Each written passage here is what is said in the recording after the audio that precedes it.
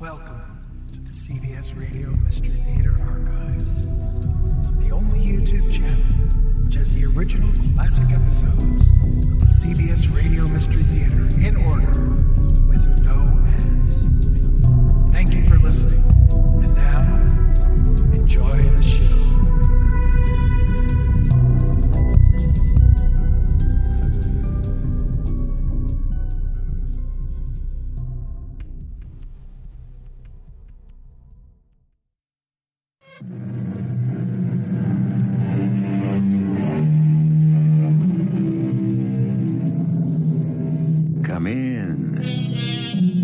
Welcome. I'm H.G. Marshall.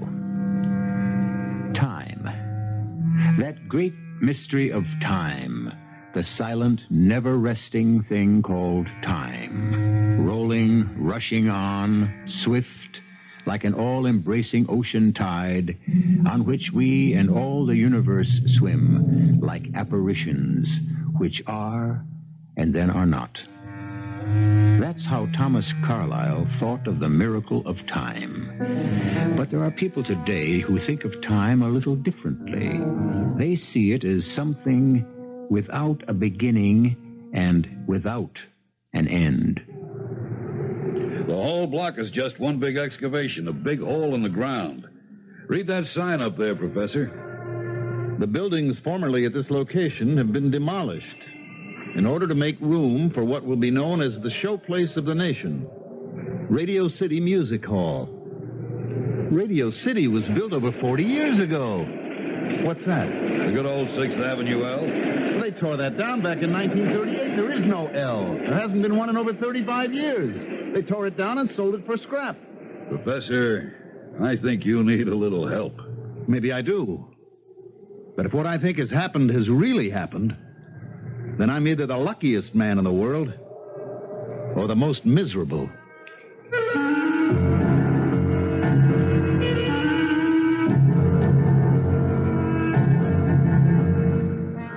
Our mystery drama, Time Killer, was especially written for the Mystery Theater by Arnold Moss and stars Mandel Kramer. It is sponsored in part by all state insurance companies and Buick Motor Division. I'll be back shortly with Act One.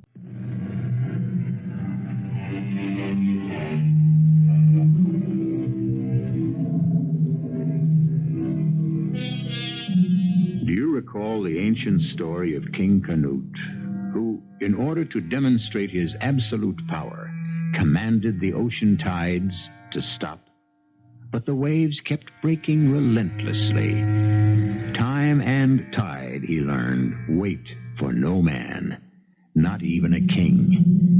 But is it conceivable that man, by force of some strange inner power, may one day be able to conquer both the tides and time?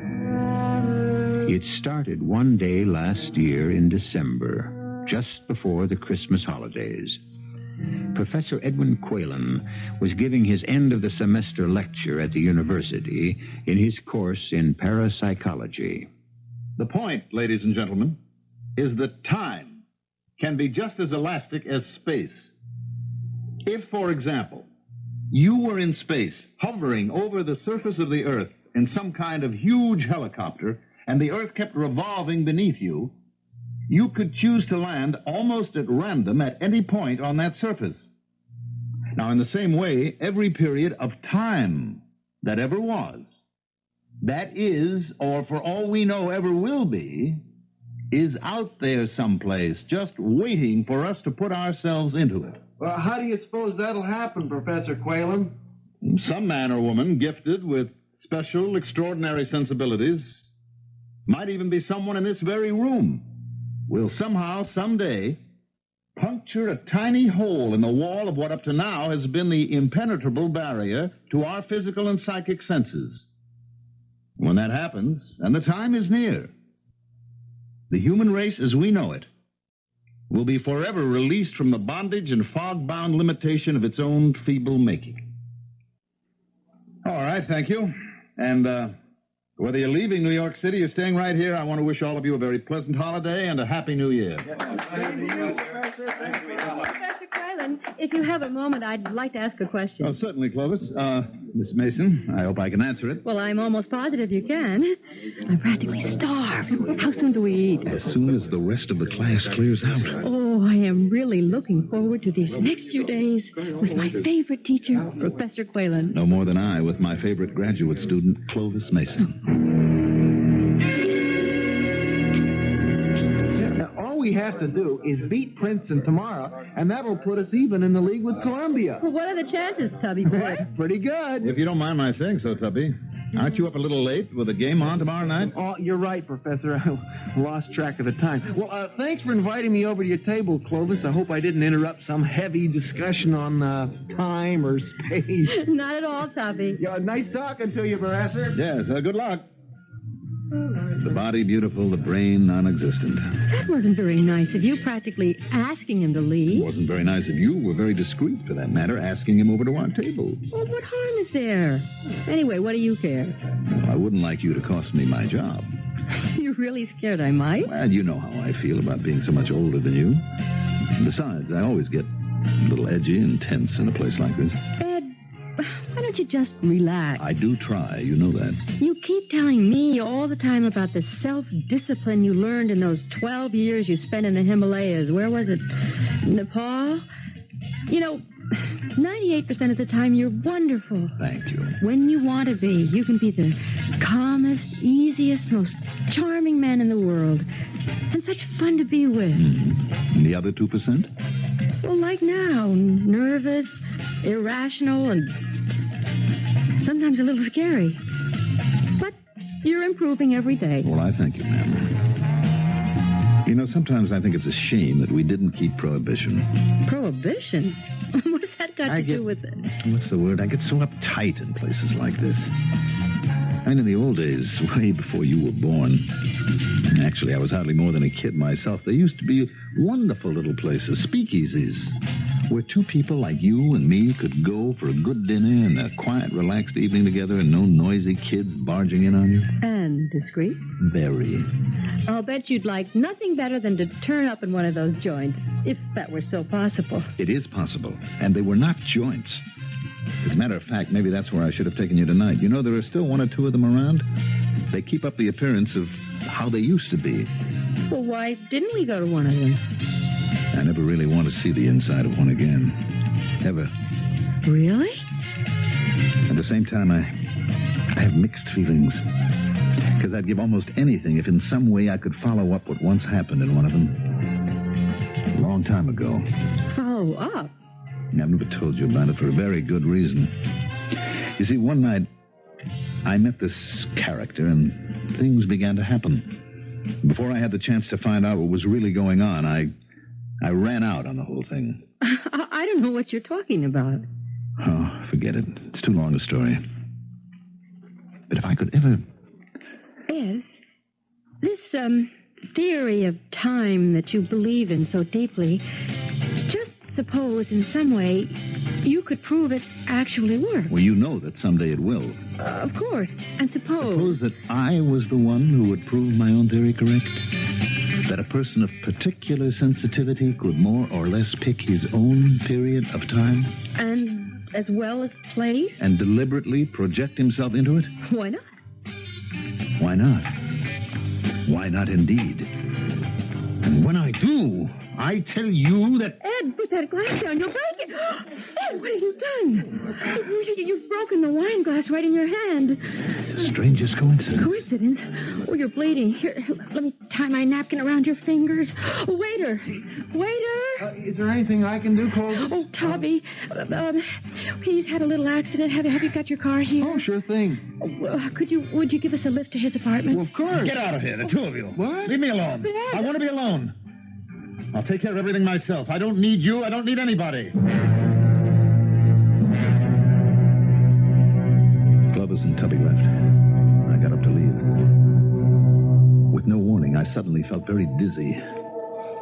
I found it hard to breathe. The whole restaurant started turning around me like a huge spinning top. Somebody loosened my tie, gave me a drink of water. The next thing I knew, I was walking up Fifth Avenue somewhere in the 50s. Without thinking, I automatically turned west into 52nd Street. In minutes, I was standing in front of a darkened door, ringing a bell. I was at Luigi's. It had always been one of my favorite hangouts back in the old days. A peephole in the door opened, an eye appeared. The peephole closed. There was a pause. The door opened. Well, evening, Mr. Quaylen. Ain't seen you in some time. Well, I've been a little busy. Good crowd tonight? Oh, can't complain. Why the peephole? Can't be too careful, Mr. Quaylen. You know that. Not these days. Hey, make yourself at home. Anybody sitting here? All yours, brother. Help yourself. What'll it be, Mr. Quaylen? The regular? Yeah, please. Vodka and tonic. What'd you say? Vodka and what? Vodka and tonic. Was that something new? Some kind of a a Russian drink? What's the gag, Luigi? Gag? There's nothing. Only your regular is an orange blossom. Sometimes you switch to a Bronx cocktail. Orange blossom? Oh. Yes, of course. Bring me an orange blossom. Make mine another Bronx cocktail, please. Okay if this one's on me? Yes, I suppose so. Thank you. You just visiting our fair city? No, I'm a born and bred New Yorker, right here in Fun City. Fun City? Oh, that's a peach. I got to remember that. How about you? Well, I've been here 3 years in the advertising game. Name's Joe Delaney. Ed Quaylen. Glad to know you. What's your racket? Racket? I'm a college professor. Oh, come here often? Well, not as much as I used to. A lot of my drinking pals have died off. Oh, I'm sorry to hear that. I used to be able to walk in here, meet 3 or 4 buddies, have a quiet drink. No arguments about should we stay in the UN, should we leave the UN. UN? United Nations. You mean the League of Nations? No, I'm talking about the United Nations, Delaney, not the League of Nations. Hey, your drinks, gentlemen. Luigi's stuff is the best, right off the boat. Off the boat? The liquor. I think he brings it in through Canada. That's very funny, Delaney. What's that? Well, you hardly seem old enough to have been around in the old days, and yet the way you talk, the phrases you use, I don't know. I really don't know. Something funny seemed to be going on. I had the feeling of having seen all this before, even though it was all happening for the very first time. Where'd you find that? That's a real collector's item. Find what? A pack of cigarettes. I haven't seen one of those since, well, you remember, with the war. The war? All the green packs of that brand, like the one you have there, were almost overnight put into white packs and the war started. They were? Sure. Yeah, they'll never write tunes like those old ones. To me, most of this new stuff is just so much noise. You can't even get a seat to the show that one comes from 3 months in advance. What, you mean they've revived it? Revived it? With such a hit, they've got the nerve to ask $4.40 for an orchestra ticket. $4.40? Really? Things are kind of dead here. What do you say we toddle over to the Casablanca? I haven't been there in ages. Where is it? You don't know the Casablanca? Was it downtown? No, right over on 6th Avenue, under the L, number 1270, one flight up. The L? Come on, Ed. I think we can both use a little air. What's the damage, Luigi? Here's the bad news, Mr. Delaney. Okay, here. Delaney, you don't mind if I call you Joe? No. I hope you won't be offended if I tell you that some of the expressions you've been using are a little puzzling to me, a little peculiar. How so? Well, things like the advertising game. I haven't heard that in years. What's the damage? Toddle over to the Casablanca. I haven't heard anyone talk like that, and I can't remember. Well, now that you mention it, there are a couple of things you've been saying I find a little odd. No offense, of course. Like that first drink you ordered. What was it? Vodka and what? Tonic. Fun City? United Nations? The war? The war has been over since 1918. Here's your change, Mr. Delaney. Wait a minute. I don't believe it. Where did you get those bills, Luigi? I robbed a bank. Where do you think I got them?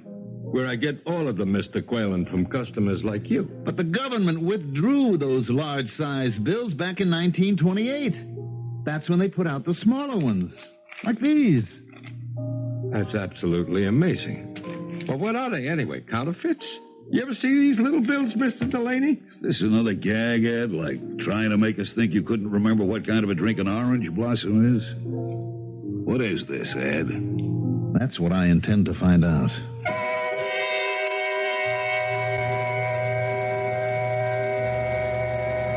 Who can undo what time hath done? Who can win back the wind? Not an easy question to answer. Most of us acknowledge the idea that life is but a dream. We are not quite ready to accept the notion that time, too, may be nothing more than an illusion, which is what our friend Ed Quaylen, professor of parapsychology, may or may not be about to discover. I'll return in a moment with Act Two.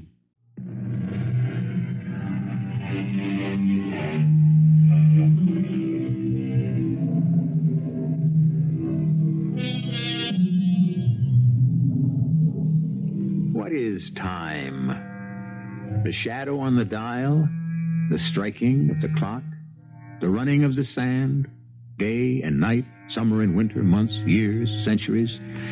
These are only the outward signs, the measure of time. As for the nature of time itself, Professor Quaylen, who seems to have little more in common with Joe Delaney than his taste for good whiskey, is about to find out.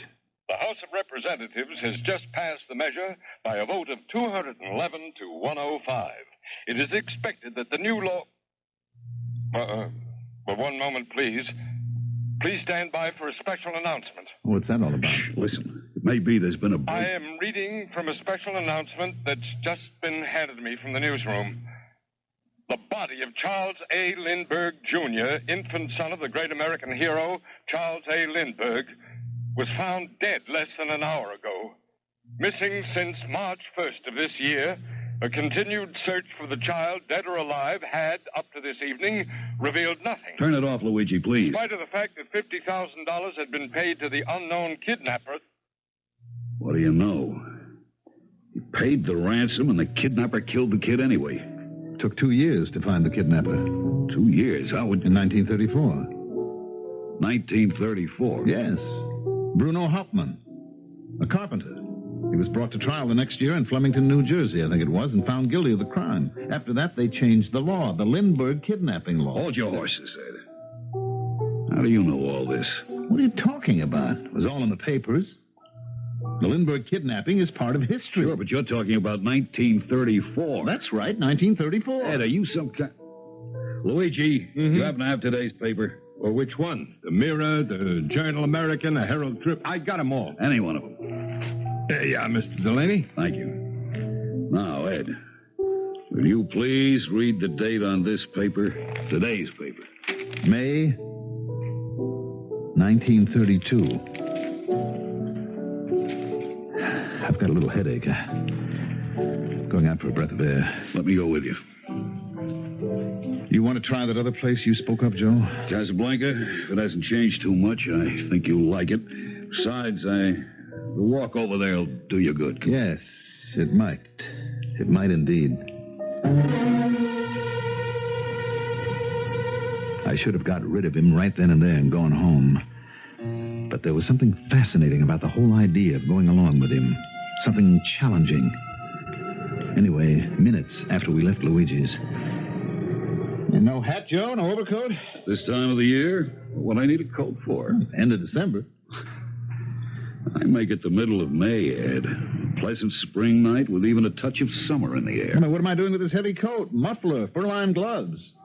Take them off. Carry your coat on your arm. I don't understand it. You'll be all right, Ed. Just what is it you said you teach? Parapsychology. What? Parapsychology.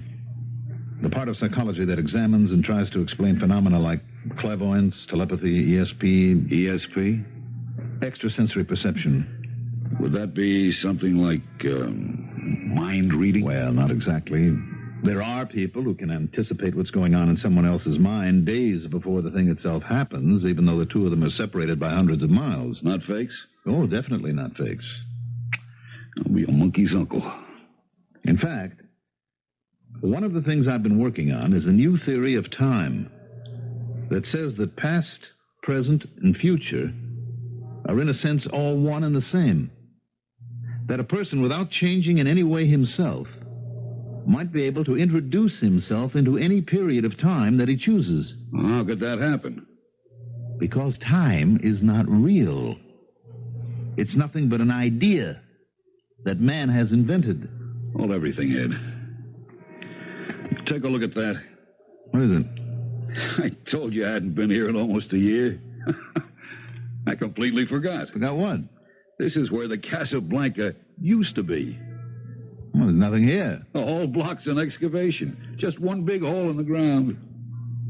Read that sign up there. Buildings formerly at this location have been demolished in order to make room for what will be known as Rockefeller Center. On this site will be built one of the most beautiful and modern theaters in the world, to be known as Radio City Music Hall. But Radio City was built over 40 years ago. What's that? The good old 6th Avenue L. They tore that down the end of 1938. Take it easy, There is Eddie. no L. There hasn't been one in over 35 years. They tore it down and sold it for scrap. Professor, I think you need a little help. Maybe I do. Look, there's someone I have to tell about this. If what I think has happened has really happened, then I'm either the luckiest man in the world or the most miserable. I'm not sure which. Taxi? Taxi! I had the same dizzy feeling I'd had earlier in the evening. In fact, I'm almost certain that I blacked out right there in the cab. I can't be sure for how long. Then, before I knew what had happened, I was in Clovis' Greenwich Village apartment. Clovis, darling, I apologize for what happened earlier this evening. Oh, I understand, Ed. You were more than a little wound up, and when that wine glass broke in your hand, you really lost control. I know, and I'm sorry. Oh, how is your hand? No, it's all right. It's fine. Clovis, listen. You are the only person in the world who can understand what happened. What happened? Yes. Do you remember I kept talking about the days of Prohibition, the speakeasies? Uh-huh. How I wished we could have gone back to one of them? So? Well, Clovis, that's where I've been. To a speakeasy? To a 1932 speakeasy. What are you talking about? I have been back to 1932. I don't follow you. You know that imaginary helicopter I keep using in my lectures? Yes? Hovering over the earth as the earth revolves beneath it? Of course. And how I keep saying that almost any day now, someone whose senses are tuned to a fine sensitivity and who has the strength of will to want it to happen will make that helicopter land at almost any point in time that he wills. Yes? Clovis, I'm almost certain that I have done just that. I think I am that someone. What? Only I made one big mistake. I left too soon. I left Delaney standing there right under the 6th Avenue L in front of the excavation for Radio City Music Hall. Ed, stop pacing around the room. Sit down, please. Don't you see, Clovis, if I don't go back tonight... Look, I have to find Delaney again. It's of the greatest importance. Why? Who is this Delaney? By himself, he's nothing. But meeting him again may be the answer to everything I've been searching for. Take me with you, Ed. I want to go with you. When the time is right, you'll come with me, Clovis. But not before.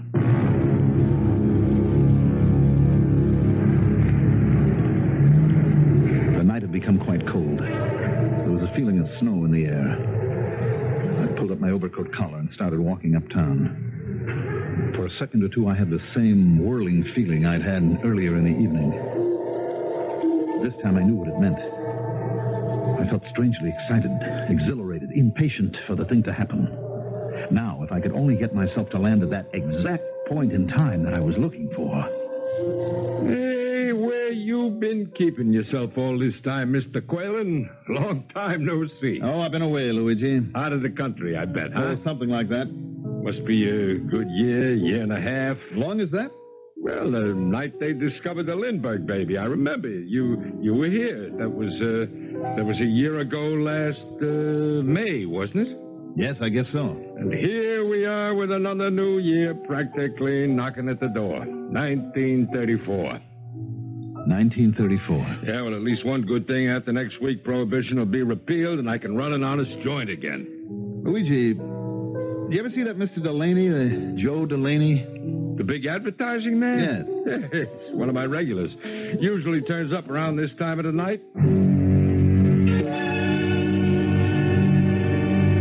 At that point, I realized I had missed the exact point in time I had been aiming for. I'd overshot it by almost a year and a half. Instead of getting back to May 1932, I had landed into December 1933. I don't believe my eyes. My friend the professor, right? Quigley, Quinn, something with a Q, correct? Quaylen. Ed Quaylen. Right, I'm Delaney. Yes, I remember. Joe Delaney. Advertising, account executive, right? What a memory.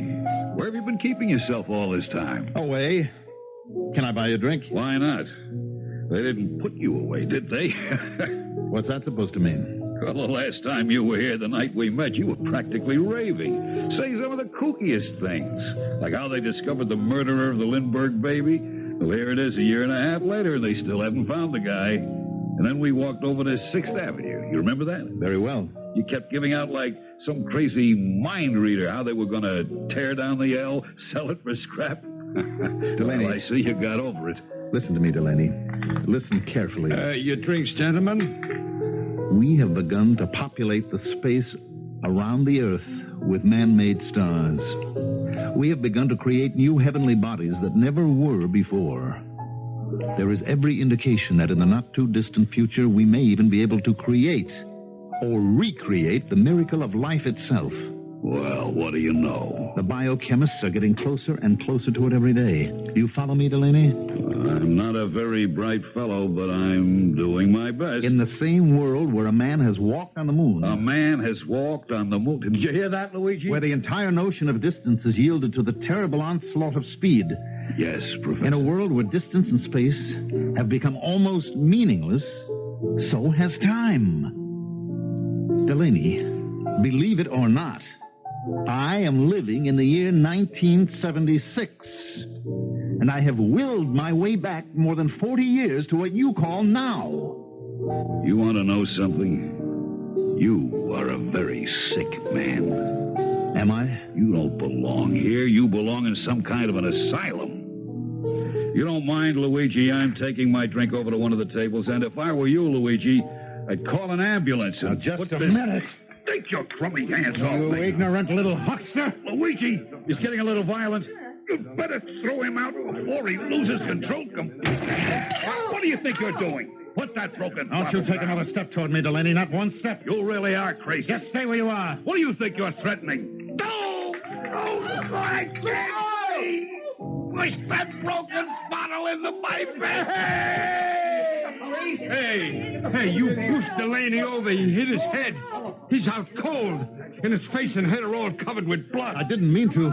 Maybe you better send for a doctor. Mr. Quaylen, you can't leave now. Don't try to follow me, any of you. Where are you going? Well, none of you will ever find me.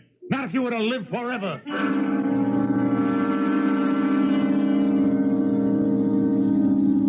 The world-famous British philosopher Alfred North Whitehead said some years ago, "Heaven knows what seeming nonsense may not tomorrow be demonstrated truth."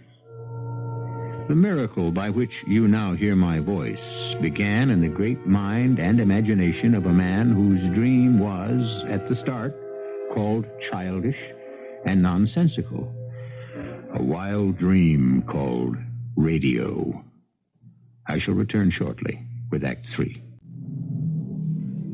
The tree that is seen is real enough for the sensation of the eye.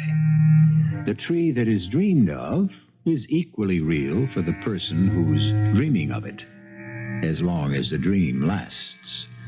But the tree that is seen and the tree that is dreamed of can never be the tree itself, the real tree. In the same way, the experience of time can be an illusion, something that's not quite real, something that exists in the mind alone. We join Professor Edwin Quaylen the following evening in the apartment of his young friend, Clovis Mason. Will you stop fidgeting while I change this dressing on your hand? Ooh, that's quite a cut you gave yourself last night in the restaurant. Is the glass all out? I think so. Ed, after what happened that night in Luigi's place, that was when you took off for Nepal and the Himalayas? Inside of hours, I was on a freighter on my way out of the country. A couple of months later, I stumbled my way into that little village, 60 miles maybe, northwest of Kathmandu. Now, hold still. This may hurt. People took me in as if I were wanted. Ow! That does hurt. I'm sorry. Anyway, in the next 12 years or so, I learned whatever I now know about myself. And when you returned to the United States? 1946. I was a much wiser man, sensitive to the disciplines of concentration, of self-will, of the need to conquer time and space. What about Delaney? In all these years, I've never been back to Luigi's, not since that horrible night in 1934. The place is still there, of course. I know, but you're not answering my question. Delaney, I think I killed him, Clovis. That's why I ran away. I see.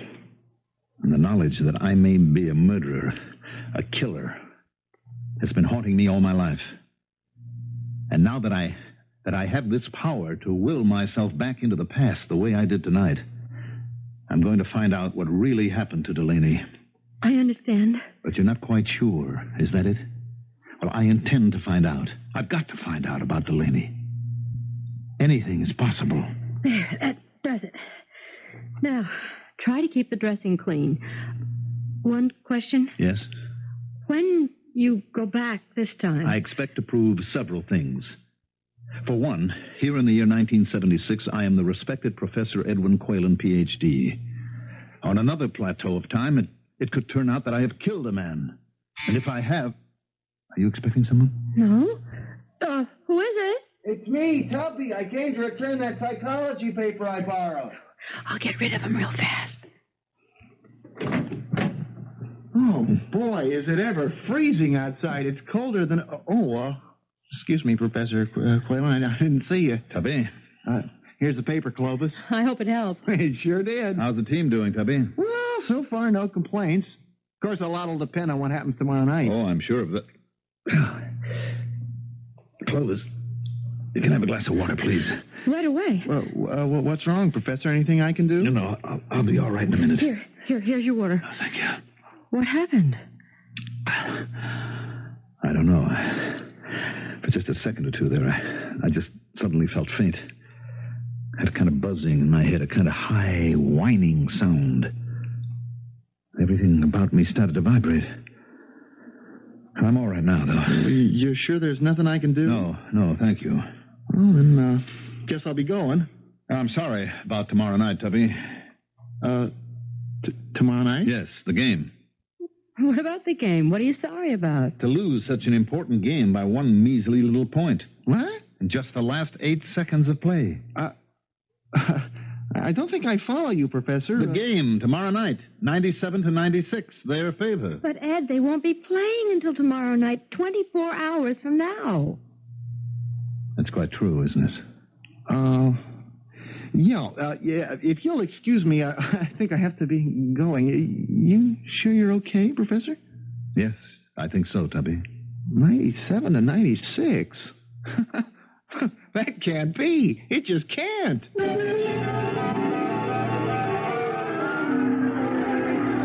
This has been one of the most exciting games in the entire conference. The score has been seesawing back and forth all evening. With less than 15 seconds left, the home team is still leading by just a single point, 96-95. Oh, Red Summers has just got hold of the ball. We're ahead, Ed. I'm so glad you were wrong. He pivots. He passes it to Tubby Sammartino. Tubby shoots. Oh, no, it just misses the basket. Tex Goldberg picks it up for the other team, dribbles it to the other side of the court with almost no interference. He shoots, and it's in. The score is 97-96, their favor. That's what you said. That wraps up the game. The home team has lost by a single heartbreaking point, 97-96. And with the conclusion of this... Ed, Yes? how did you know how tonight's game would turn out? I'm not altogether sure.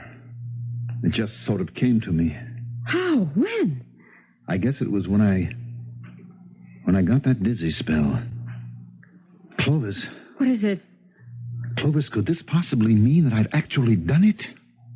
That I've gone ahead in time? You know how I've always said that imagination is the beginning of all creation. Lesson number 1 in your course. That you imagine, you conceive the thing you desire, that the next step is to will, to make happen the thing that you imagine, and in the end, to actually create what you will. Until last night, you thought you had succeeded only part of the way. Until last night, I wasn't 100% sure. I am able to will myself into the past. But last night, I think I completed the cycle. That silly basketball game was a kind of test. Test? Yes, I was up there for the briefest moment in that imaginary plane I keep talking about. And I looked down on everything. The past, the present. And the future. Exactly. I was there, Clovis, during those last 8 seconds of the game. My body was here in this room, but I was also at that game. Tonight's game, 24 hours before they actually played it. I saw it all happen. And now what? They say a criminal always returns to the scene of his crime. Tonight, I'm going to try to go forward in time and visit the same place. What are you doing with that gun? I'm taking it with me. It may be needed. Oh, please, Ed, don't do anything foolish. I won't. I give you my solemn word.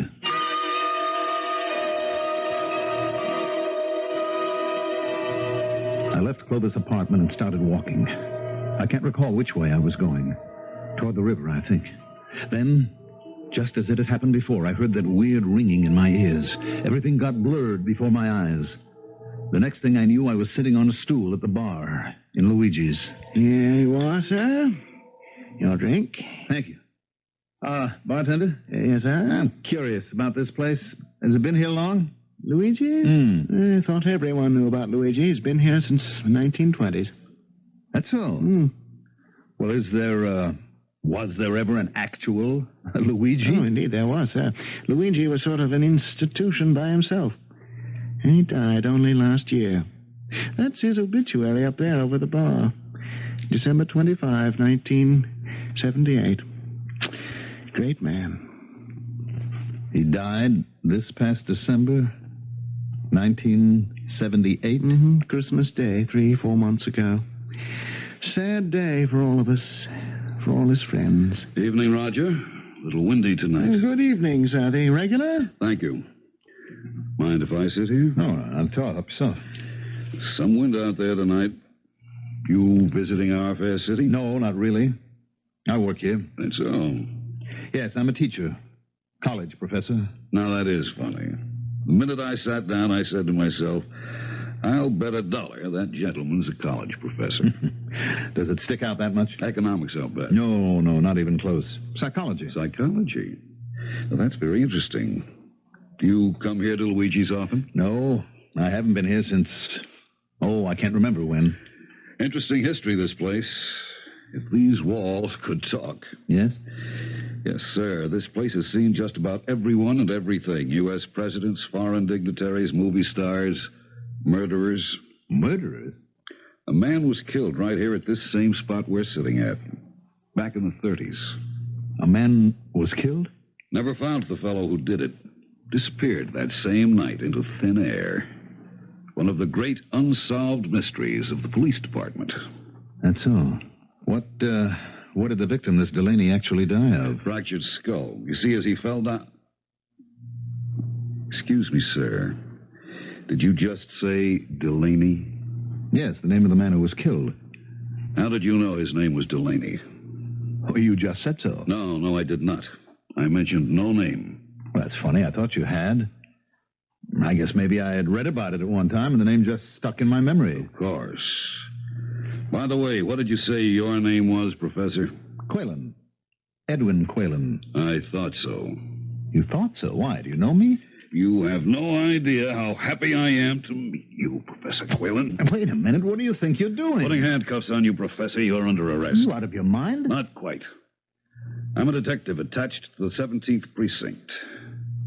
I've been looking for you for a long time, Professor. What's this all have to do with me? This is a double pleasure, a double satisfaction. Your drink, Mr. Delaney. Thank you, Roger. Delaney? Yes, I'm Vincent Delaney. You see, Professor, the man you killed, Joe Delaney, was my father. And that's why... Well, you'll never get me. Never. Wait a minute. What's happening? Where are you? No.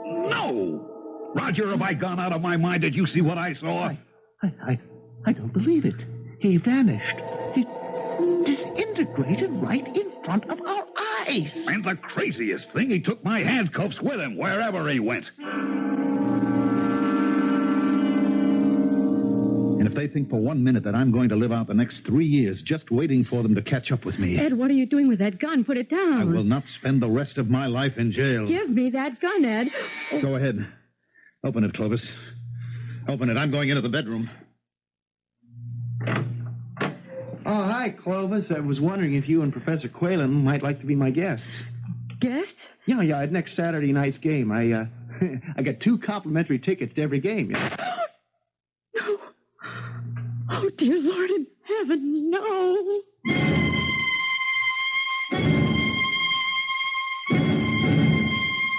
According to the police, there's still no explanation for the fact that locked onto the right wrist of the body of Professor Edwin Quaylen was one half of a new type of police handcuff. The other half was dangling, free. What puzzles the police authorities even more is the serial number of the handcuffs. The number, QX152964, will belong to a new model that the police are contemplating purchasing at some time in the future. They do not anticipate that this new type of handcuff will be in production much before the end of 1978.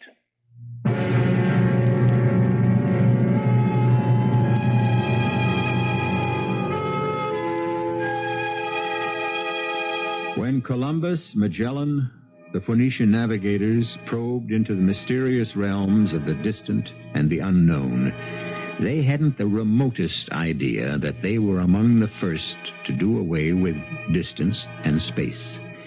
Once they were able to measure things, nothing was quite as immense as it was before. Nothing was too big to be firmly grasped by man's imagination. Even the idea of time. I'll return in a moment.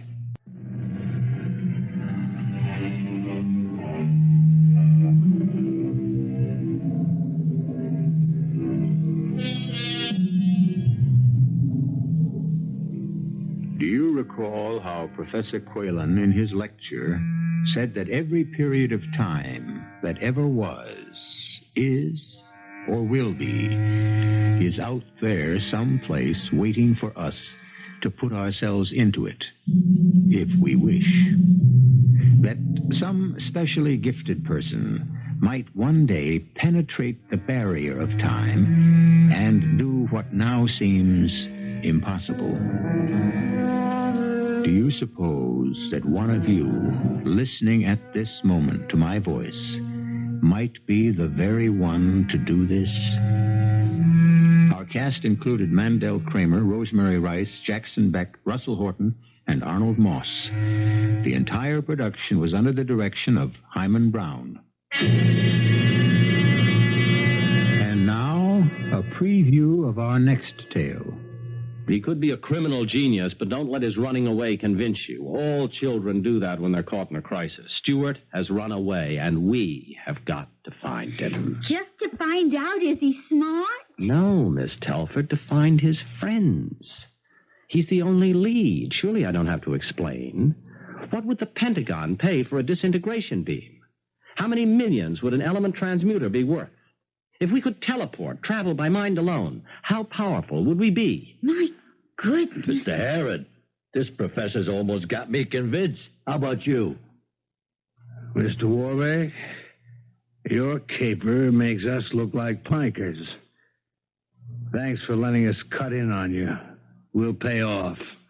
We'll find that kid. Radio Mystery Theater was sponsored in part by Allied Van Lines and Carrier Air Conditioning.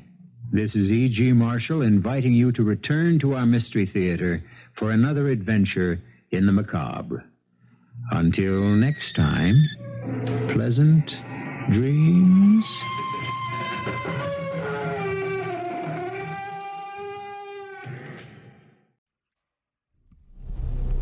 I hope you enjoyed this episode of CBS Radio Mystery Theater. If you've enjoyed this and want to hear more, please subscribe to this channel. You can also visit my other YouTube channel,